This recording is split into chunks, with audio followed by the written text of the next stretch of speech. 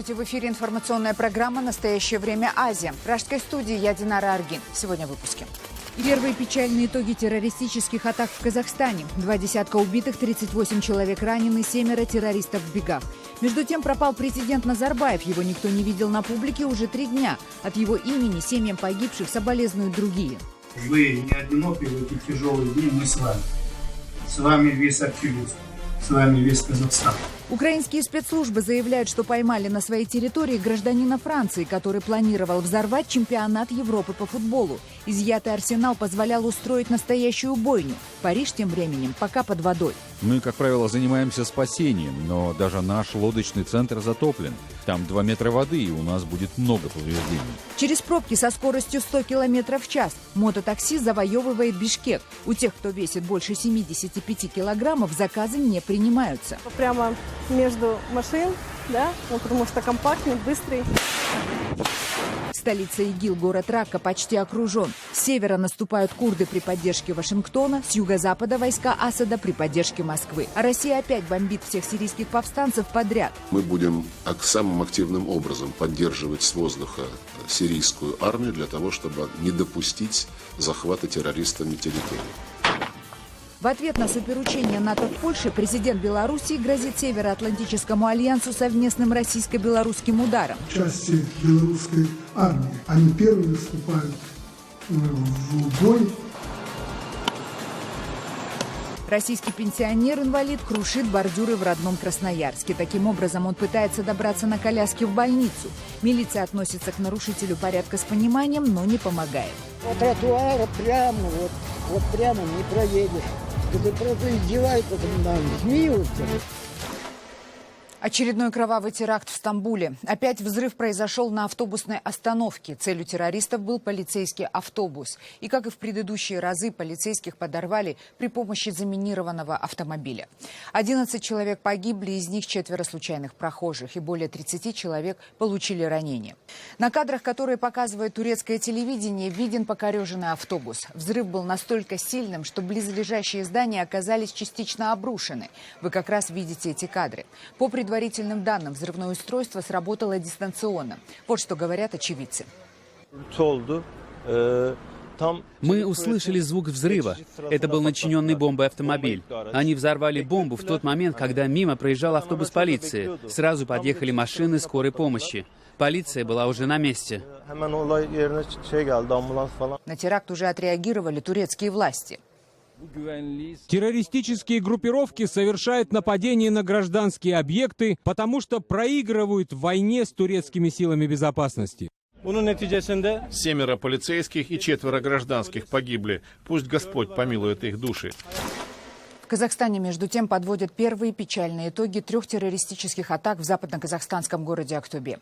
Точной информации о погибших и пострадавших пока нет. Силовые ведомства республики уже несколько раз называли разные цифры, и каждый день они меняются. На сегодня можно говорить о 19 убитых, включая самих террористов, и 38 раненых, большинство из которых военнослужащие Национальной гвардии. 9 раненых находятся в тяжелом состоянии. Казахстанская полиция распространила фотографии 7 предполагаемых участников нападений, которых объявили в розыск. Это означает, что целой вооруженной группе удалось ускользнуть и от полицейских, и от спецназа. Это 5 уроженцев Актюбинской области и 2 Кызылординской и Акмолинской областей. Самому младшему из них 26 лет, самому старшему 34 года. Сейчас за ними идет охота по всей окрестной степи. На момент нашего эфира обнаружить их пока не удалось. Население 500-тысячного Актобе пребывает в шоке как и от самого происшествия, так и от мер, предпринимаемых государством. В городе продолжает действовать красный уровень террористической опасности. Это означает, что город находится практически на военном положении. Правда, власти сообщают, что удалось нормализовать работу общественного транспорта и даже начать проведение единого национального тестирования для выпускников школ.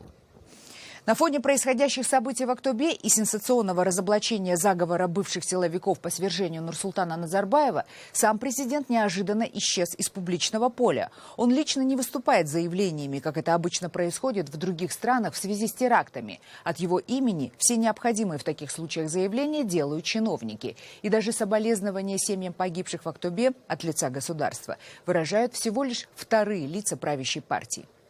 Вы не одиноки в эти тяжелые дни, мы с вами. С вами весь Актюбинск, с вами весь Казахстан. Мы вас в беде не оставим. Будет семье вашей полностью оказана посильная помощь.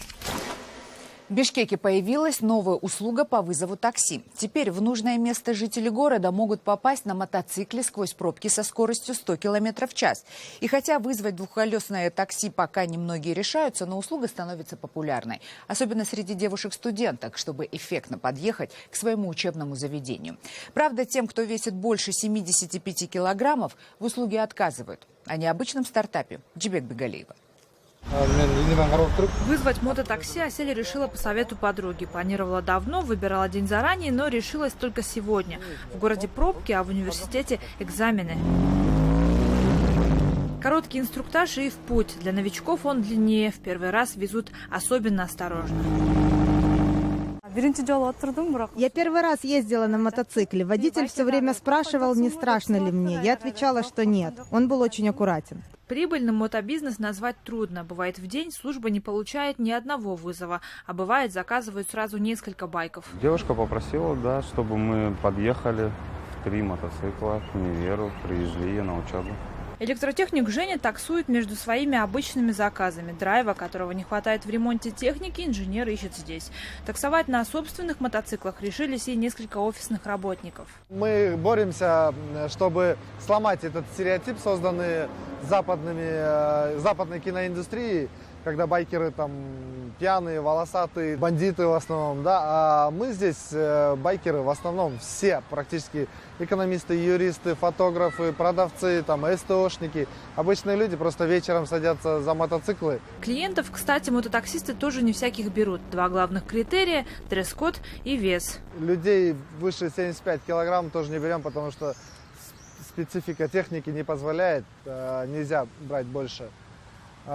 Все, в остальном человек должен быть здоровым и без длинных шарфов, без таких платьев длинных, потому что есть цепь, она колесо может закрутить. То есть мы сразу оговариваем условия. Быстрое такси в Бишкеке уже оценили. Его все чаще заказывают не только для того, чтобы прокатиться с ветерком или эффектно куда-то подъехать. На мотоцикле можно объехать любые пробки, и либо по другим улицам, где меньше машин, либо прямо между машин, да, потому что компактный, быстрый. Проект авторы пока называют пилотным. Если он начнет приносить реальные доходы, бизнес владельцы планируют расширить. Джибек Бегалиева, Азат Интумаков. Настоящее время. Бишкек, Кыргызстан. Далее в программе. Украинские спецслужбы заявляют, что поймали на своей территории гражданина Франции, который планировал взорвать чемпионат Европы по футболу. Изъятый арсенал позволял устроить настоящую бойню. Париж тем временем пока под водой. Мы, как правило, занимаемся спасением, но даже наш лодочный центр затоплен. Там 2 метра воды, и у нас будет много повреждений. Столица ИГИЛ, город Рака, почти окружен. С севера наступают курды при поддержке Вашингтона, с юго-запада войска Асада при поддержке Москвы. А Россия опять бомбит всех сирийских повстанцев подряд. Мы будем самым активным образом поддерживать с воздуха сирийскую армию для того, чтобы не допустить захвата террористами территории. В ответ на суперучение НАТО в Польше президент Белоруссии грозит Североатлантическому альянсу совместным российско-белорусским ударом. Части белорусской армии, они первыми вступают в бой. Российский пенсионер-инвалид крушит бордюры в родном Красноярске. Таким образом, он пытается добраться на коляске в больницу. Милиция относится к нарушителю порядка с пониманием, но не помогает. По тротуару прямо, вот прямо не проедешь. Ты просто издеваются над нами, смеются. На востоке Украины не утихает артиллерийская канонада. Украинские военные продолжают нести потери во время боев и обстрелов в пригородах Донецка. Наши коллеги из украинской службы «Радио Свобода» побывали вместе с солдатами вооруженных сил Украины в так называемой серой зоне в районе поселка Марьинка. Донецкие сепаратисты простреливают эти территории из всех видов вооружений. Огонь не прекращается ни днем, ни ночью. Во время записи интервью с офицером украинской армии съемочная группа попала под обстрел.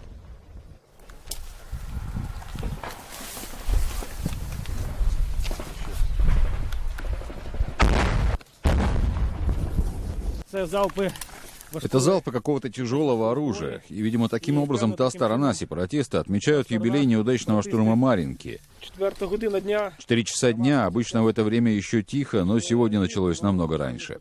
В окрестностях другого мятежного анклава на востоке Украины Луганска наступило относительное затишье. Огонь из тяжелого вооружения противник тут не ведет, но, как уверяют бойцы, ситуация может измениться в любой момент. Аэроразведка обнаружила в центре Луганска большое скопление техники, что может свидетельствовать о подготовке наступления. А то вы самую верхнюю увидите. Первая линия обороны. Через рощу оккупированный Луганск. Украинский солдат ведет осмотр позиции противника. Вот она. Ее хорошо видно даже без бинокля. Вон точка, вот оттуда ведется обстрел крупнокалиберным пулеметом. И вот стабильно вот с этого места и вот с другого места, там правее, они вот подожгли вот дома. Вот там есть дома, пробитые газопроводы. Вот эту ночь был пожар. Здесь, в Луганском направлении, противник тяжелого вооружения не использует, рассказывают бойцы. В основном гранатометы и стрелковое оружие. По обе стороны работают снайпера. Одно время они работали, то есть предупреждали, когда мы только сюда зашли. Они предупреждали, периодически пару секунд работали по рельсе. То есть 1-2 секунды удар в рельсу. Именно в рельсу. Это простой автоматчик или пулеметчик не сможет так работать. Бойцы говорят, что по сравнению с Донецкой областью тут в Луганской спокойнее, однако не безопаснее. Также много раненых. Вот и этой ночью один из солдат получил ранение в голову. То, что противник не использует тяжелого вооружения, не означает, что его у них нет, уверяют военные. На днях украинская аэроразведка обнаружила большое скопление техники прямо в центре Луганска, а на его окраинах подготавливается площадка для подкрепления. Вот ангары. Подземные ангары на 2 места. Вот как раз работает техника. Там помещается град, УР. Грузовик с пулеметом сразу. В центре города Луганск, во дворах, техника. Вот их гумконвой. Вот он разгружается, и вот он сразу загружается. И они сюда выезжают и по очереди становятся сюда. До наступления темноты, пока тихо, бойцы рассуждают об окончании войны и о том, чем будут заниматься после. Кто-то планирует разводить кроликов, а кто-то просто хочет вернуться к жене и детям. Ольга Калинченко, Илья Никонов. Специально для настоящего времени. Луганская область. Тем временем украинские спецслужбы утверждают, что им удалось обезвредить террориста, который планировал ряд атак на чемпионате Европы по футболу во Франции. В подтверждение своих слов Служба безопасности Украины опубликовала видеокадры задержания некоего французского гражданина. У него был изъят мощный арсенал оружия. Одной только взрывчатки хватило бы, чтобы уничтожить крупный стадион вместе с болельщиками. По словам главы Украинской службы безопасности Василия Грицака, задержанный француз уже давно находился под наблюдением украинской контрразведки. Выяснилось, что он пытается установить контакты с украинскими военными и купить у них оружие. Контакт предполагаемому террористу установить удалось, и даже удалось закупить первую партию оружия. После этого он был схвачен. Спецназ СБУ конфисковал целый арсенал: автоматы Калашникова, 1000 патронов, противотанковые гранатометы и 125 килограммов тротила. СБУ удалось выяснить и возможные цели терактов. Мусульманская мечеть, еврейская синагога, учреждения, которые занимаются сбором налогов с французских граждан, пункты наблюдения за автобанами и много других мест. Как я сказал, планировалось провести 15 террористических актов. Украинская служба безопасности тут же предупредила своих французских коллег, а президент Франции Франсуа Олланд признал, что угроза теракта во время Евро-2016 более чем реальна. Террористическая угроза существует. И я бы не был бы президентом, если бы скрывал, что она существует. Но это та угроза, которая будет вокруг нас еще очень долго.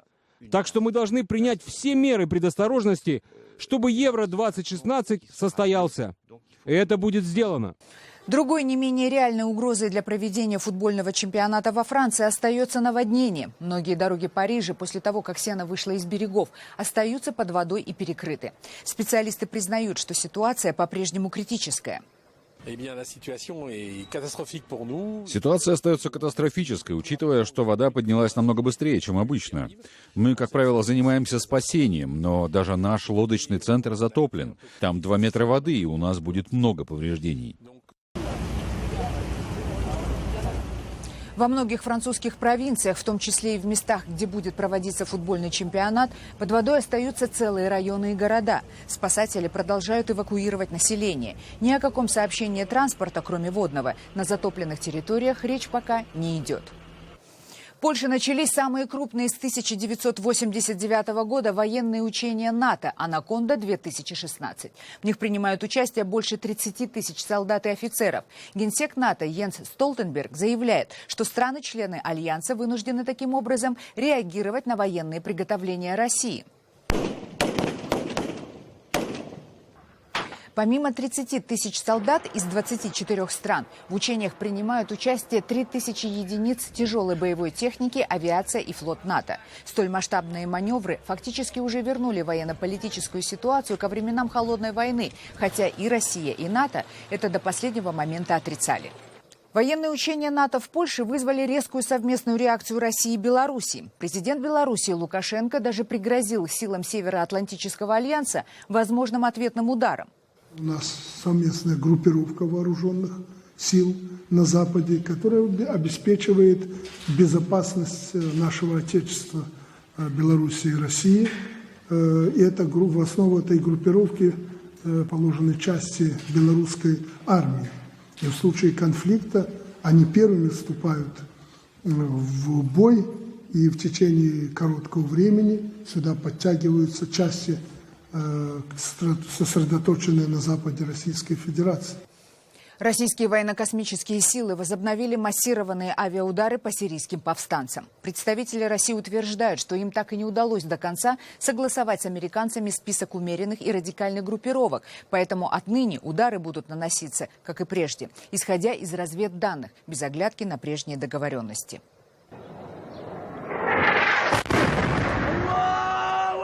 Первыми возобновление российских ударов с воздуха почувствовали на себе радикальные исламистские отряды, которые контролируют провинцию Идлиб. Авиабомбардировка их позиций, расположенных рядом с объектами городской инфраструктуры, опять приводит к многочисленным жертвам среди гражданских лиц. Российский министр иностранных дел Сергей Лавров также заявил, что удары будут наноситься и по Алеппо, где позиции самых разных группировок перемешаны, и у авиации нет никакой возможности разобраться, кто где находится. Вот то, что сейчас происходит в Алеппо и вокруг него, об этом мы предупреждали американцев заранее, и они знают, что мы будем самым активным образом поддерживать с воздуха сирийскую армию для того, чтобы не допустить захвата террористами территорий. Российская авиация уже нанесла несколько авиаударов по наступающим в Алеппо боевикам из Джабхат ан-Нусры. Как утверждают правозащитники, бомбы попали не только в откровенных террористов.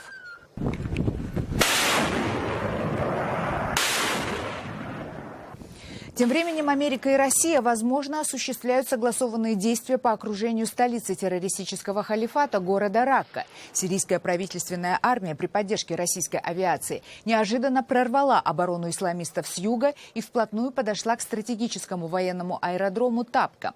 Также в ближайшие дни сирийские военные могут отбить у боевиков электростанцию на реке Ефрат.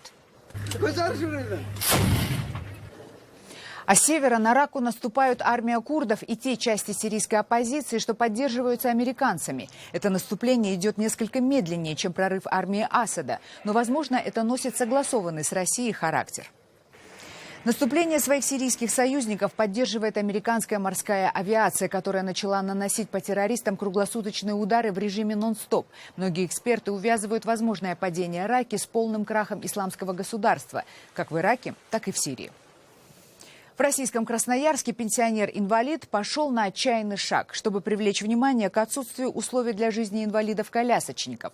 Он вооружился металлической кувалдой и несколько часов уничтожал бетонные бордюры на его пути в больницу. Полиция ему не препятствовала, но и не помогала.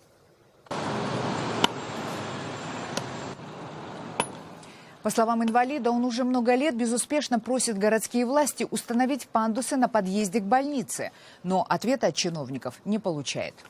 По тротуару прямо, вот прямо не проедешь. У каждого дома бордюры, вот такие бордюры. Ну это разве можно так? Это просто издеваются над нами, смеются.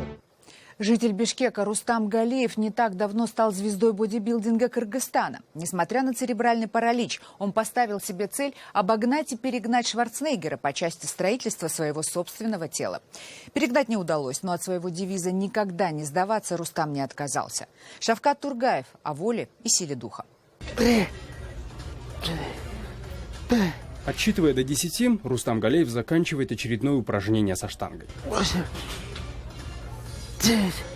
Его мечта о теле, как у Арнольда Шварценеггера, долго оставалась неисполненной. Построить атлетичное тело прежде не позволял недуг. У Рустама детский церебральный паралич. Зато теперь он звезда фитнес-клуба. Его упорству и мужеству завидуют многие. Просто я хотел, чтобы мое тело, оно ничем не отличалось от тела обычного человека. Когда у вас случаются какие-то проблемы, никогда не надо опускать руки. Наоборот, их надо сжать в кулак.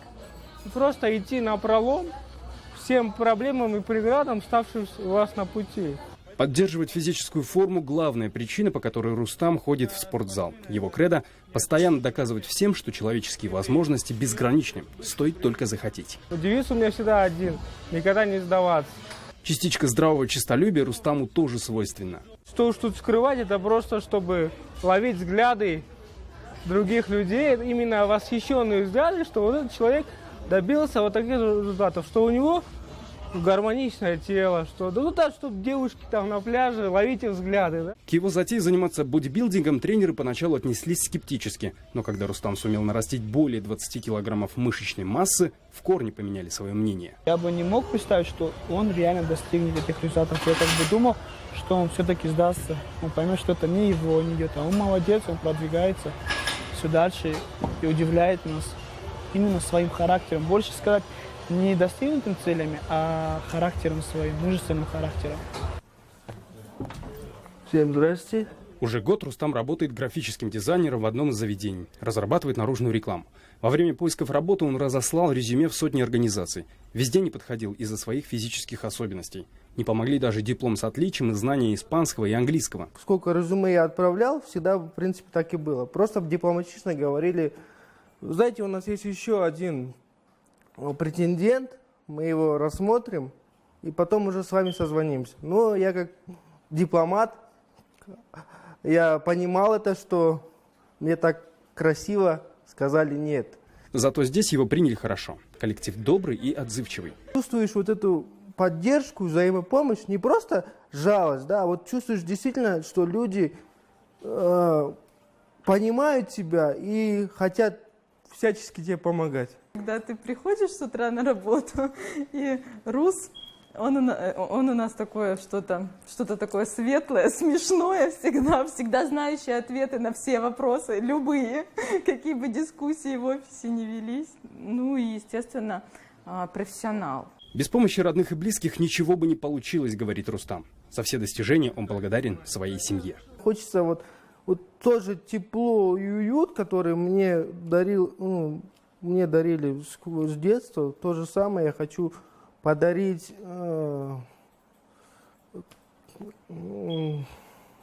всей своей семье. Каждый день Рустам ставит для себя новую планку и идет к своей цели. Но в будущем он хочет помогать людям с ограниченными возможностями. Шавкат Тургаев, Азат Антымаков. Настоящее время. Бишкек, Кыргызстан. Это были все новости, о которых мы хотели вам рассказать. Читайте нас в социальных сетях и смотрите на сайте karenTime.tv. Мы встретимся с вами завтра в это же время. Всего доброго.